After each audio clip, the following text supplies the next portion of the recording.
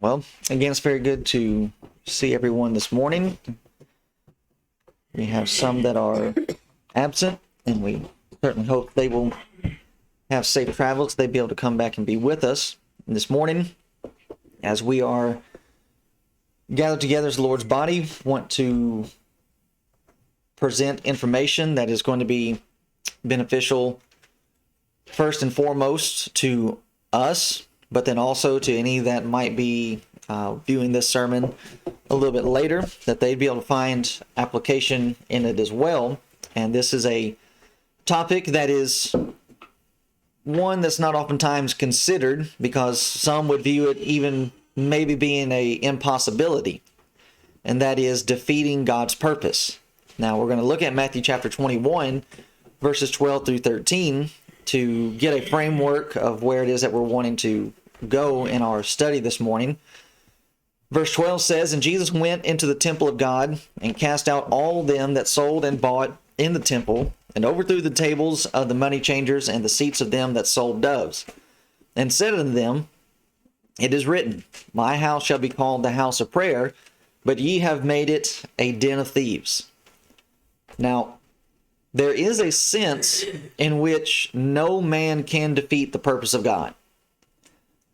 The ultimate purpose that God has will be fulfilled, and it will be fulfilled in spite of man's wickedness and his schemes. When you take, for example, Joseph and the saving of his family when the famine came throughout the land, it did not need to happen the way that it did.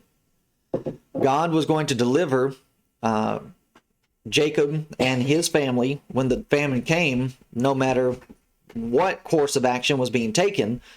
But even with the wickedness and the evil that his brothers, Joseph's brothers, performed on him by throwing him into a pit, ultimately wanting to kill him, but instead selling him into slavery, God was able to use that to his advantage so that his will was being done.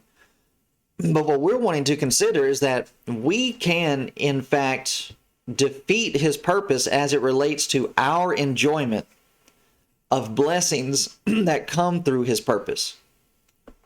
We are promised certain things by obedience and being found in his will. But if we are going to be a people that chooses to disobey, then those blessings that we're supposed to receive will not be there. So we can enjoy the blessings offered to us by God only as we make our lives conform to his purpose. And that's shown by the passages that we read a moment ago with Jesus and cleansing the temple. God had a purpose for the temple. It was God's purpose that the temple be a house of prayer. And when the temple was dedicated, and Solomon prays the prayer in which he makes to God and that he prays before the people, Solomon says about the temple that no matter where the Israelites find themselves, as they bow down and pray towards this temple, that God would in fact receive their prayers. And when Daniel is in the Babylonian captivity, and it's said about him that it was his custom that he bowed himself 3 times a day and that he prayed, he was praying towards the temple, because that is what the temple was a semblance of. This is God's presence. This is God's dwelling place. So we are coming here, and this is what we're receiving. We're coming into fellowship. So that's what God's intended purpose was. But the Jews had another purpose for it. They corrupted it, and thus they defeated what God's purpose was. Not that in the overall scheme of things, that those that are righteous and those that are holy, they could still come to the temple. But with how the Pharisees and the Sadducees and others were treating the temple, I'm just going back to the actual text that we were looking at, that you have these money changers and they're turning it into a den of thieves. Why would you want to go to that place? Now, that is really to the credit of the Israelites, that in spite of what these people were doing, they were not going to allow that to stop them from worshiping God. The money changers that are here, they're supposed to be there. Or excuse me, not the money changers, but those that are buying and selling doves. They're supposed to be there. Because you have people that are traveling from long distances. They're not able to bring their sacrifices with them. So what do? You bring your money, you buy your sacrifice, you go in and offer it. The problem that they're running into is now they are under Roman occupation. The Romans have their own currency. The Jews have their separate currency.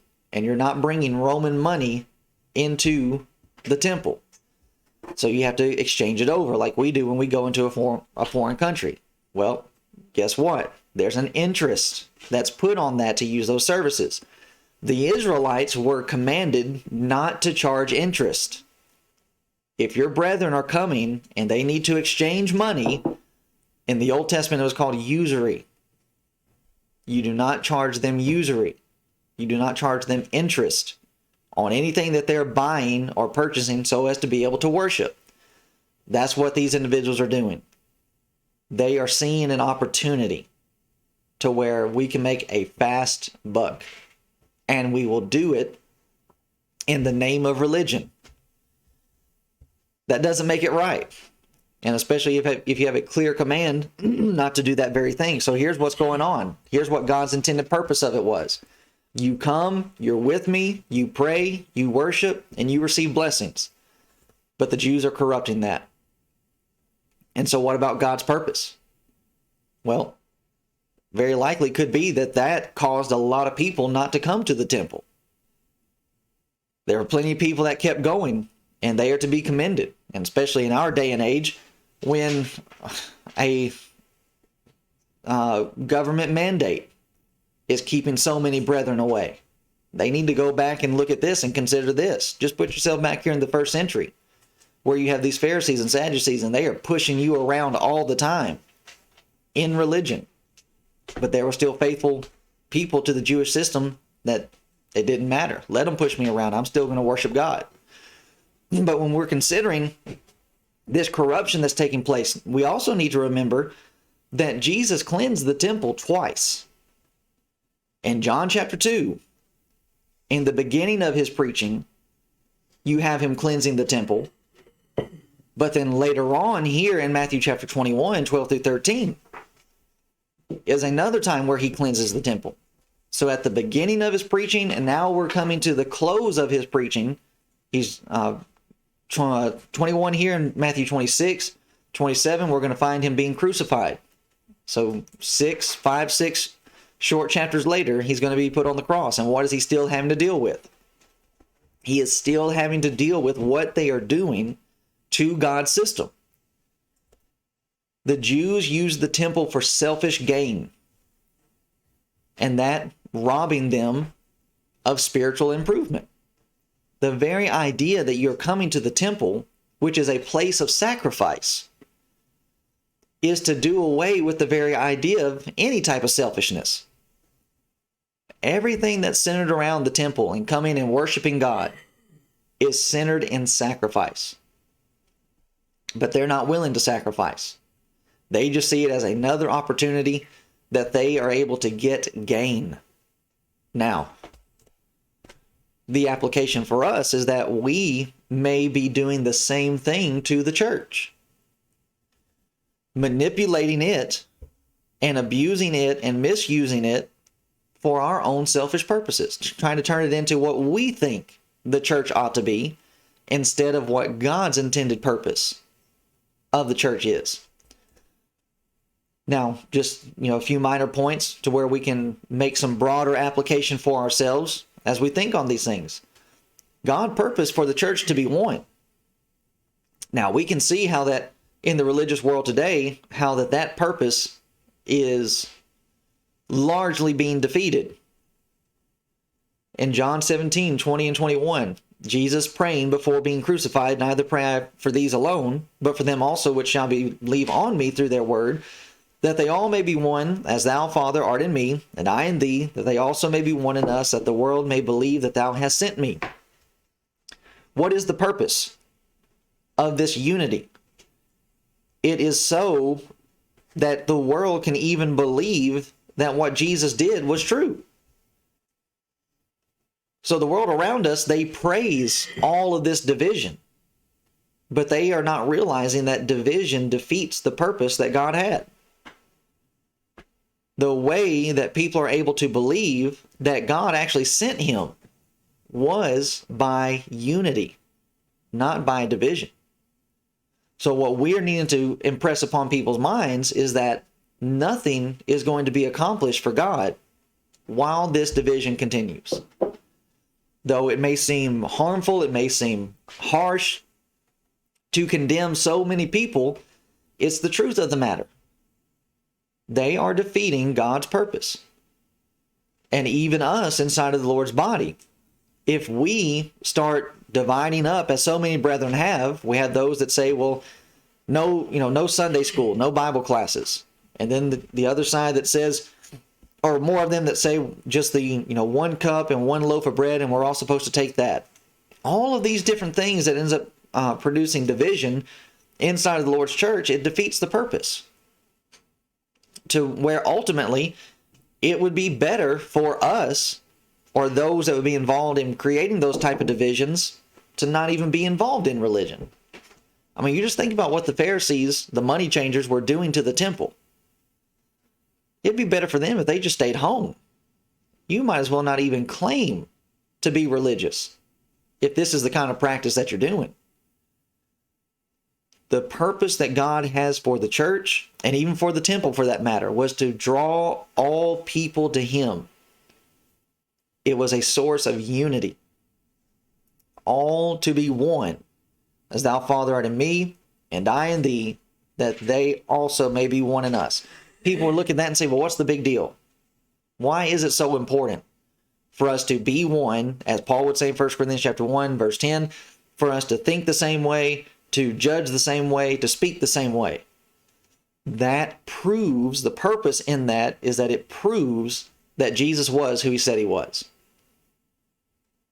And as long as there's all of this division going on, it makes it extremely difficult to even prove and affirm the things that Jesus clearly taught.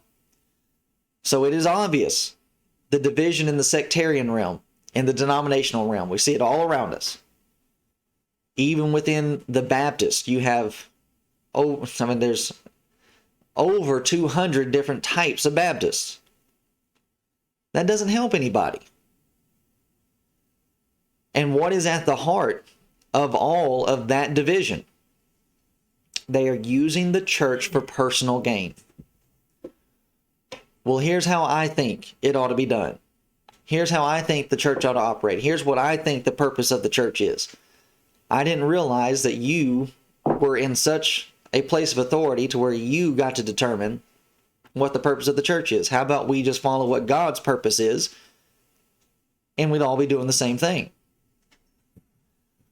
But as we're considering this and we're viewing this in light of the denominational world, the same can happen in the churches of Christ. We have preachers in the Lord's church that are just like, and you can fill in the blank, of preachers that we know collectively and that you know individually. I had the name of a local preacher in the area of Virginia where we were, and he's not involved in doing anything. These individuals, they will not get into any type of scuffle. They will not get into any type of spiritual fight. They will not stand against problems in the church. They will not discipline the brethren. And they won't do this because they are not wanting to lose their income, not wanting to lose their retirement. And that's exactly what the Pharisees, the money changers, what they were doing to God's religion. Well, this is just how I make, this is how I make my living. And I'm not going to do anything to jeopardize where my money comes from. There are a lot of preachers that look at the Lord's church as just a way of filling a bank account. And when that starts happening, they start viewing it just simply as an occupation. Well, being a preacher, it's just, it's a job like being a doctor or cabinet maker. That's not what this is. And these individuals that have this type of mentality towards the work, that breeds division. And they start allowing the church to turn into what each individual thinks that it ought to be. Now, this is looking at some older preachers, but even when you're thinking about younger preachers, you have younger preachers that are striving to make a name for themselves. And so by doing that, they can do that by abusing and misleading the church. Well, let's start implementing some of these new things. And a lot of the things that young preachers end up implementing are denominational. They start looking at the very breeders of division, and they start bringing in some of their practices. That's not what the church was designed to be. God had a design. God has a design and a purpose for the church. And if the church is going to be effective, then the church has to follow that design. Otherwise, we defeat the purpose of it. And it would be better for us to just close up and go home. These young preachers, they will go with any group as long as it builds up their reputation. As long as it builds up their name and gets them on the lectureship circuit or gets them invited to these big platforms to where more people can know who they are. They'll preach it, teach it however you want it. Whatever group they're with, that's how they'll teach. If you're a group that's fine with mechanical instruments and music, they'll teach it that way. Or if they don't teach it directly, they just won't teach on it while they're there. Well, I'll teach on some other topic so as not to offend these people so that I can get invited back next year. That's not the purpose of the church. And to try to do anything other than what God has intended is to defeat that purpose. God purposed for the church to be a place to work. In Matthew chapter 20 and verse 1, for the kingdom of heaven is like unto a man that is an householder, which went out early in the morning to hire laborers into his vineyard. The church is no place for idlers. Yesterday's proverb in the small section that I did a quick video on was about the sluggard and how that the sluggard has all of these desires. Wishful thinking. Wishful thinking without action. It doesn't produce anything. And a lot of our brethren, they have this idea. Well, we can hope it, we can wish it, and it'll just magically come true. And just like the sluggard, they do not appreciate and they hate what it actually takes to bring about results, and that's work. You have a desire for something, then put the plan in action. And that's how some were before the householder got to them. In Matthew chapter 20 and the rest of that section, he goes out early and hires laborers, and then in the middle of the day, he goes back into the city and he sees a bunch of men just sitting around. And he calls them and asks them, why aren't you laboring? And they say, well, no man's come to give us work. And he gives them work, and they end up going into the field. So the householder, he did not hire them just so they can continue staying in the city and not doing work. Found laborers in the morning, okay, you go and work. Went back at midday, found more laborers, okay, you don't just stand around. You go and you make your pay. But there are many in the church today doing just as much as they were doing before they were baptized. Many in the church that are doing a whole lot of nothing. And that's not what we've been called to do. That's not the purpose of the church. The purpose of the church is to build up laborers, to build up a workforce, to strengthen one another, but then to also go out and hire and find more laborers. So before baptism, a lot of people, they would attend 1 or 2 services a week. Maybe they would come to Bible class. They would give some contribution of money on the Lord's Day. That's how they were before obeying the truth. And it's sad that even after they've obeyed the truth, and they stay the same way. Now, what's really sad is that some individuals, before obeying the gospel, they're out in a man-made church, a church that Jesus did not build, shed his blood for, And they are dedicated. They are there when the doors are open. Every event that's going on, they support it. But then they obey the gospel and they come into the Lord's church and you hardly see them. Now that's really sad. But as we're discussing in our Bible class about the liberties that we have inside of Christ, I think it's part of it is they understand, or we have to teach it properly, and it probably is not being taught properly where they are in their denomination. If they miss some of the extra services, they are heavily condemned, I'm sure. And it's just, they are looked at, sideways, big time. But then you come into the Lord's church where, like our evangelism class that's going to take place, a little bit later this afternoon, we can't enforce that on people because we don't have that authority. And what does that do? That produces an abuse and liberty, like we're talking about in 1 Corinthians chapter 6. Okay, I can't enforce it as a command of God. I mean, it's not commanded by God that we have an evangelism class. But if we are going to have an evangelism class, we all are needing to see the importance of it, and we need to support it. And we need to be there.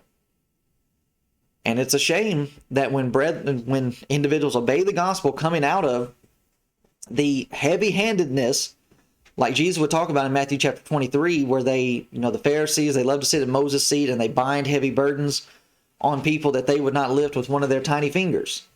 That's what's going on in denominationalism.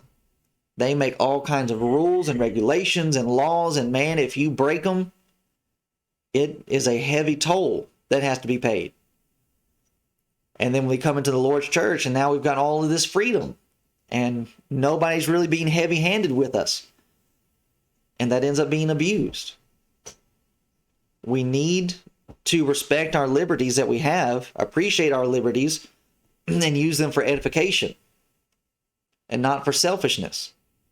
And we're areas where we would try to, skip away from things that we would need to be involved in. So here are ways in which brethren are involved in abusing and misusing and defeating God's purpose inside of the kingdom. If we're not involved in action, involved in our own daily study, there needs to be study that's taking place outside of when we're here together. We're looking at Bible study as eating the bread of life and drinking the water of life. Well, what happens if you go tomorrow without eating or drinking anything? Well, you might make it through tomorrow, but you're not going to make it as your best. And then what if you went Tuesday without eating or drinking anything? Well, you might make it through, but you're not going to be performing at top level. And Wednesday, I can't remember how many days it is you can go without food, but I know it's only a few days you can go without water. You go longer than what you're needing to do and not feeding on God's word, you're not maintaining a high level of energy. Paul would say to the Corinthians, and he's saying to us, that this body, our outer man, perishes, but the inward man is supposed to be replenished. He's supposed to be built up. And that's day after day.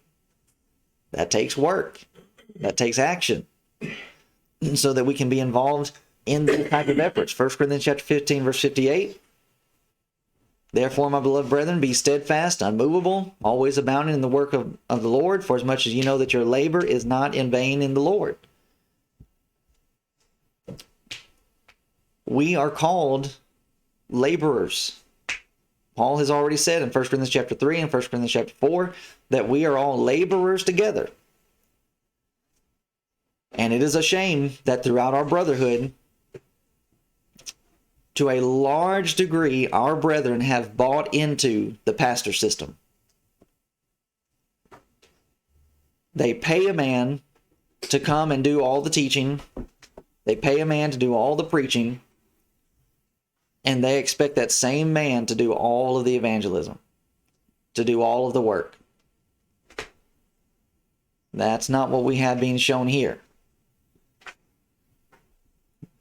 As we said earlier in our Bible class, the context is going to determine for us, and not only the context, but then also just the Greek plural usage of this word ye. That can be singular or it can be plural. Guess which one it is here in 1 Corinthians 15:58. This is a plural usage. He's talking to the congregation. For as much as ye, the congregation, know that your labor is not in vain in the Lord. Christians are to be laborers, not idlers. And if we are laborers together, we are servants together, then we are not going to be gunning for position to where I'm standing up over everybody else and giving orders to what you need to be doing. It's not a me-you situation, it's an us situation. This is not a you need to be doing this and I need to be doing something else. We are needing to do this together. In Matthew chapter 20, where we just were in discussing the laborers, notice verses 10 and 11. A dispute rises amongst the laborers, the ones that were hired in the morning, the ones that were hired at noonday. The laborer, the householder, he went out and hired all of these workers at the same price. He's hiring them for a penny. The ones in the morning, they agreed. The ones at noonday, they agreed. When the first ones saw that new workers are coming in and they're getting paid the same thing, they became unsatisfied. And here's what transpired. But when the first came, they supposed that they should have received more, and they likewise received every man a penny. And when they had received it, they murmured against the goodman of the house. Now the problem with that is that it doesn't make any difference as to when a person comes in and starts working. You're all going to get the same type of payment. And if this is what you have agreed on, then do not start murmuring against the goodman of the house, because he did not have to hire you in the first place. He could have just left you where you were and left you penniless, and you'd be hungry the rest of the day. But instead, with his good graces, he hires you for a penny, and you agree to it. And it doesn't make any difference if a person came in at noon, or let's say that they quit working at 5 o'clock in the evening and somebody started working at 3 o'clock, and the payment was a penny. If we're all doing the same work, and if we're all getting the same reward, then there's no need to murmur, there's no need to complain. Everything's being done justly, everything's being done fairly. So when we're considering this from the spiritual aspect of those that are coming into the kingdom, it doesn't matter if you've been a member of the church for, 25 years.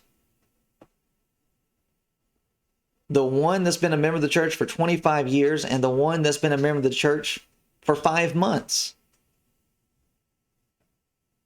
are going to get the same reward. And we do not need to start complaining against those that have come in recently and complaining that they're getting the same shot that we are. We're all doing the same work together. And if we're all doing the same work and getting the same payment, then I'm not above you and you're not above me. We're in this together. In 2 Peter chapter 3 and verse 18, we are encouraged. Grow in grace and in the knowledge of our Lord and Savior Jesus Christ. To him be glory in both now and forever.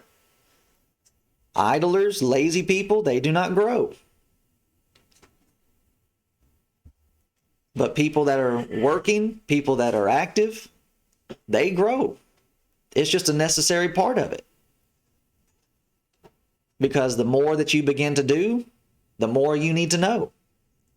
And the more that you need to know is the more you're going to learn. The more you're going to learn is the more you're going to grow. In Matthew chapter 5, verse 29, and in verse 30, we're encouraged in our spiritual growth. Here we have growth by addition, but also we have growth by subtraction. If thy right eye offend thee, pluck it out and cast it from thee. And if thy right hand offend thee, cut it off and cast it from thee. Now we understand this is not literal, but this is the length, this is the level to which we are willing to go so as to be of service in the kingdom. To the degree that those things that are harmful to us and a detriment to us, that we would be willing to go to such lengths as to cut off a hand or to remove an eye. That is what heaven is worth, to the ultimate removal of what's happening. And so consider the job that's facing us. Carrying the gospel. And to consider that the population is growing faster than we are converting people. So when we start thinking about the job that's ahead of us, we have a lot of catching up to do. And so when we sit idle and let the world pass us by, and people remain lost, separated from God, and on their way to hell, we are defeating God's purpose. We are failing in the responsibility to not only save others, but in the process of saving others, we are also saving ourselves. 1 Timothy 4:16. Now here really should be the scary thing about all of this when we are considering the idea of defeating God's purpose. As we said in the introduction, ultimately, God's purpose is going to be fulfilled. The choice that we have in the matter is, will it be fulfilled with us or without us? I would rather have it being fulfilled with than without. It's the same idea as to what Jesus revealed to John in the revelation that was being shared to the 7 churches. And those ones that were in need of repentance. And Jesus is warning them, if you do not repent, I'm removing your candlestick. Ultimately, what he's saying is, we will go on without you. Now, when we think about ourselves in the grand scheme of things, I am not so important. I am not so vital to the work and to the cause of Christ that if I was not in it, that everything would stop. If I died today, the church would go on without me.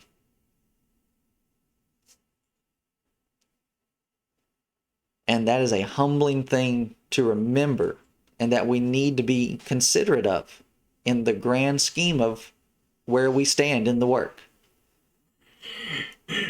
I am needed for the work, but I am not so important that if I wasn't here, it would just stop. So I need to make sure that I am continuing to be involved in what God's purpose is, lest I get left behind and get left out. It's almost like the idea of since we're here in Montana, it's like a wagon train. You have those inside of the train that are trying to make it to their destination. Well, if they're not careful and they lag too far behind, what happens to them? They can either get lost, or they can end up finding themselves under attack and being overcome, and they don't reach their destination. If we're not watchful, sober-minded, being vigilant, involved in these, involved in the things of the church, involved in, the things of evangelism in our own times of study and our own times of prayer, we will find ourselves being left behind. And we won't have anybody to blame but ourselves. Because every person has the responsibility as a laborer to make themselves available and willing to be involved in this great work that we have set before us. So as we conclude this morning, as we said, God's purpose will be achieved, with or without me. What we need to ask ourselves is, will we? But not only will we collective, but will I individual? Will I help or will I defeat God's purpose? We cannot break his purpose, but it will break us if we do not cooperate with it. And that's what Jesus said to the Pharisees when he quoted from the Old Testament about the chief cornerstone and how that the builders rejected that stone. And he says that those that fall on the stone, they will have mercy. But he says to those to whom that stone falls on, it will grind them to powder.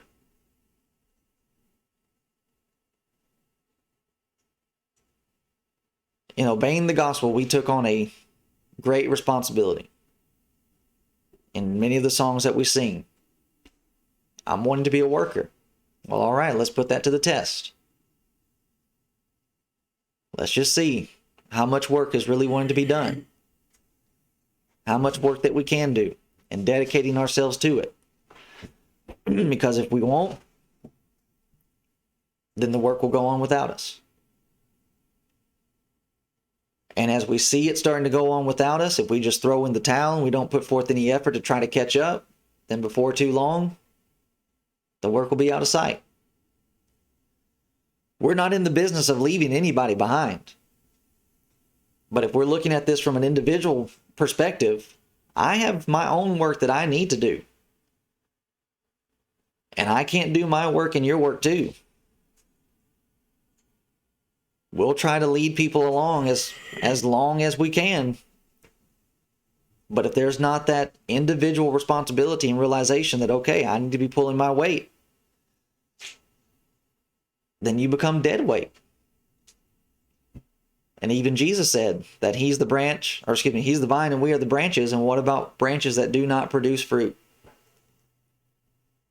They are cut off, hewn down, and they're cast into the fire. We're not wanting that for anybody.